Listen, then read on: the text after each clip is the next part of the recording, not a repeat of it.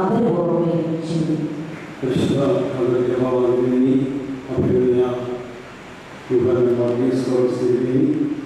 ഇന്ന് മുഖ്യ പ്രഭാഷണം നടത്തിയ അഖില ലോക പ്രതിഭയായിരിക്കുന്ന ഡോക്ടർ ടി പി ശ്രീനിവാസൻ, സഭയുടെ അൽമായ saint George Paul, association secretary Shri ജൂമൻ, വേദി സദസ്സിലും ഉള്ള പ്രിയപ്പെട്ട വൈദികരെ, സഭാ പ്രതിഭകളെ, ഇവർക്ക് സ്നേഹവന്ദനം.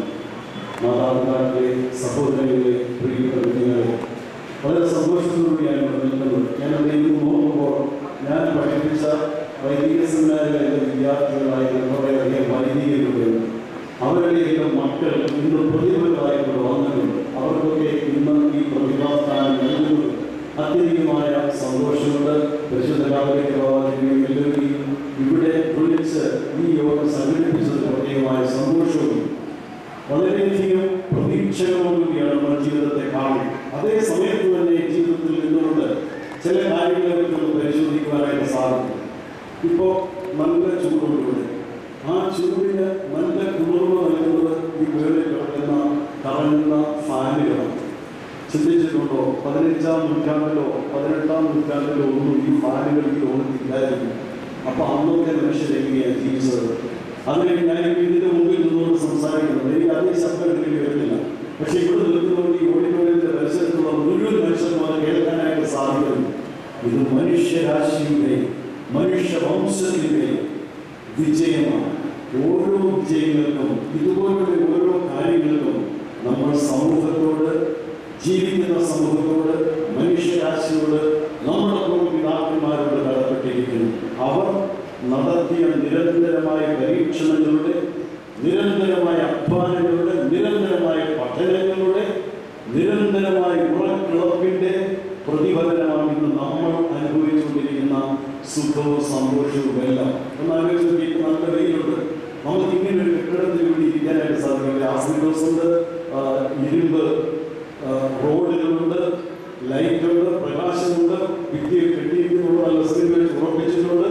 ഈ കാര്യങ്ങളെല്ലാം ഓരോ കാലഘട്ടങ്ങളിൽ മനുഷ്യൻ ആർജിച്ചിട്ടുള്ള അധ്വാനത്തിന്റെ ഫലമാണ്. ആ ഫലമാണ് ഇന്ന് നമ്മൾ അനുഭവിച്ചുകൊണ്ടിരിക്കുന്നത്. ഒരു ചെറിയ സിംഗാടുണ്ടെങ്കിൽ ആ സിംഗാടിലൂടെ ലോകത്ത് എവിടെയും നമുക്ക് യാത്ര ചെയ്യാം. എവിടെയാണെങ്കിലും നമ്മളെ ബന്ധപ്പെടാനായിട്ട് സാധിക്കും. ബത്തേരിയിൽ വന്നിട്ടുള്ള അവരുടെ സഹോദരങ്ങൾക്കോ മാതാപിതാക്കൾക്കോ അവിടെ നിന്നുള്ളവരെ ലൊക്കേറ്റ് എവിടെയാണ്. പി പി ചന്ദ്രശേഖരനെ വെട്ടിക്കൊന്നപ്പോൾ അദ്ദേഹത്തിന്റെ കുറ്റവാളികൾ, അതിന്റെ കുറ്റവാളികളെ കണ്ടുപിടിക്കാനായിട്ട് പോലീസ് ഏറ്റവും അധികം ഉപയോഗിച്ചത് എന്തായിരുന്നു? മൊബൈൽ ഫോണിലൂടെയുള്ള അന്വേഷണമായിരുന്നു. ഇത് എവിടെയാണ് ട്രേസ് ചെയ്യുവാൻ? അങ്ങനെ ട്രേസ് ചെയ്ത് കണ്ടുപിടിക്കാനായിട്ട് സാധിക്കുന്നു. ഇങ്ങനെയുള്ള വളർച്ച സമൂഹത്തിലുണ്ടാകും. ഇപ്പൊ ഞാനിവിടെ പ്രസംഗിക്കുന്നു. ഇവിടെ രണ്ട് വീഡിയോ ക്യാമറകൾ ഇരിക്കുന്നുണ്ട്. ഈ ക്യാമറകളിലൂടെ അമേരിക്കയിൽ ഇരുന്ന് ന്യൂയോർക്കിലെ മുമ്പിൽ ഇരിക്കുന്ന ആളുകൾ കണ്ടുകൊണ്ടിരിക്കുക. ഇവിടെ ഇരിക്കുന്ന ആളുകളെ, ഇവിടെ പ്രസംഗിക്കുന്ന ആളുകളെ ദിവസവും എല്ലാവരും ഇതിന്റെ പ്രവർത്തനങ്ങൾ നടത്തിക്കൊണ്ടിരിക്കുക. അപ്പോൾ ആലോചിച്ചിട്ട് ഓസ്ട്രേലിയയിലോ ആഫ്രിക്കയിലോ ഏത് മലയാളത്തിലാണ് ഒരു ടി വി സ്ഥാപിക്കാനെങ്കിൽ അല്ലെങ്കിൽ ഒരു ലാപ്ടോപ്പ് കയ്യിലുണ്ടെങ്കിൽ ഇവിടെ നടക്കുന്ന ഈ പരിപാടികൾ അതുപോലെ കാണുവാനായിട്ട് സാധിക്കും. എനിക്ക് പറയാനായിട്ടുള്ളത്, നമ്മൾ അനേക നേട്ടങ്ങൾ കൊയ്യുന്ന ആളുകളാണ്. അതേ സമയത്ത് തന്നെ സമൂഹത്തോടുള്ള നമ്മെ ഈ രീതിയിൽ ആക്കിത്തീർക്കുന്ന, നമുക്ക് ഈ സുഖസൗകര്യങ്ങൾ ചെയ്തു തരുന്ന ആളുകളെയും മറക്കുവാനായിട്ട് പാടില്ല. സമൂഹത്തോടുള്ള പ്രതിബദ്ധത ഒരിക്കലും മറക്കാതെ നമ്മൾ തന്നെ എന്തെങ്കിലും കോൺട്രിബ്യൂഷൻസ് ഒക്കെ സമൂഹത്തിൽ ചെയ്യുന്നത് പൂർണ്ണ ബോധ്യത്തോടുകൂടി ഈ പ്രതിഭാപഠനങ്ങൾ സ്വീകരിച്ചുകൊണ്ട് മുമ്പോട്ട് പോകാനായിട്ട് സാധിക്കുന്നുണ്ട്. എല്ലാവർക്കും പ്രതിഭാസ്ഥാനങ്ങളിൽ എത്തുന്നുണ്ട്. സർട്ടിഫിക്കറ്റ് പരിശുദ്ധ ബാബാദേവിയിലേക്ക് മൊമെന്റോ തരും.